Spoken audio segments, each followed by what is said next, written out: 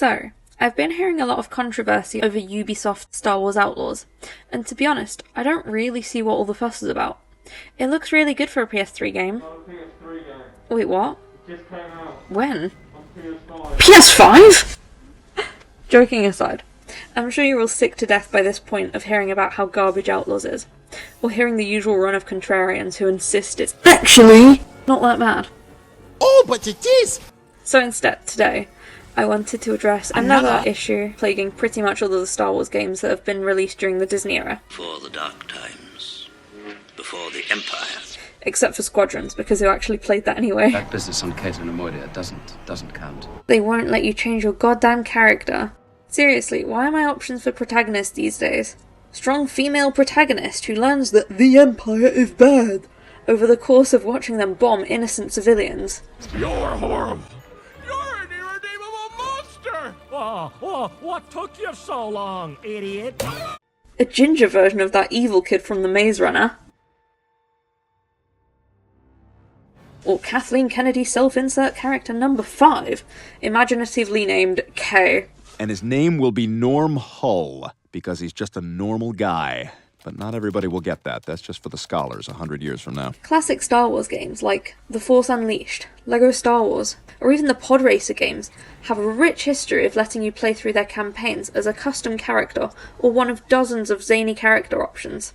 There was nothing quite like taking down Palpatine as Darth 3PO in LEGO Star Wars The Complete Saga, or killing Han and Chewie while wielding the Darksaber as Boba Fett in The Force Unleashed 2.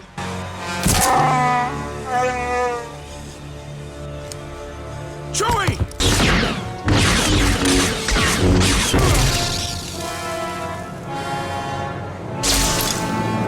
Or winning the Boon Tarif Classic in Darth Maul's Pod Racer.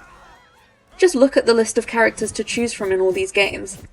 Being able to insert yourself into any position in the expansive Star Wars universe has always been my, and I think most people's main starting goal when trying to have fun in a Star Wars game. So whether or not you like, are impartial to, or hate the characters and their stories, you just end up missing out on so much potential by not having the ability to play through a second or third time as someone else from the Star Wars universe, and just have fun with your own headcanon.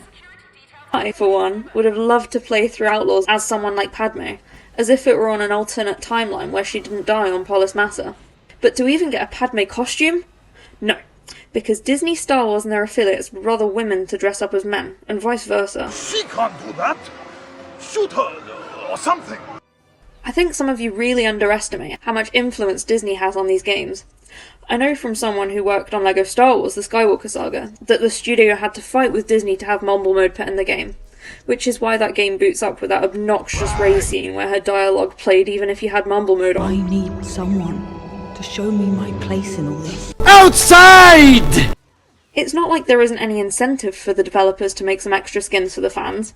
If they did actually make some alternate skins, they could sell them as add-ons, or include them as deluxe edition bonuses to replace the dismal offerings of a slightly different tint of metal on the ship, or cosplaying as Luke Skywalker. Like, I know the Jedi Fallen Order games are popular, but can you really justify paying extra money for some clothes that they just ported over from Battlefront 2? I know that a lot of this is due to Disney Lucasfilm's hyperfixation on canon, which is just stupid. 1, because at this point being associated with Disney Star Wars isn't a good thing. Dude, that's not a brag! And 2, how does having their character cosplaying as a proper Star Wars character break the canon any less than just having that character in the game? Back in the day, if you weren't a fan of the Force Unleashed campaign, you could always turn the story into an extended Jedi training adventure for Luke Skywalker with Yoda on his back. Or play as a nameless Jedi Sentinel and have fun mowing down enemies left and right. Hell, you could even give Ben Quadranaro's the redemption arc he always deserved in Star Wars Episode 1 Racer.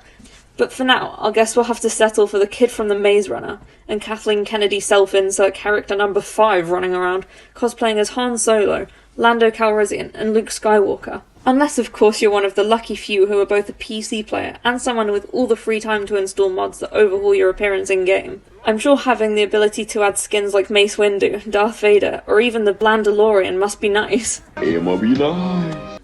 Although I do worry some of you have a little bit too much free time. I'm sure there were more interesting things this guy could have done with the game than change the hue of the lightsaber by 4.3%.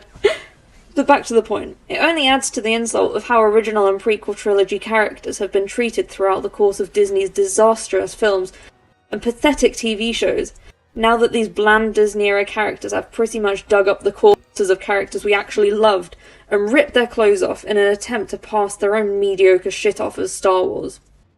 But I guess this is just never going to end, because people are so starved of actual quality Star Wars content, so they'll just keep buying into anything inoffensively bland as long as they stick it out with the Star Wars brand attached to it.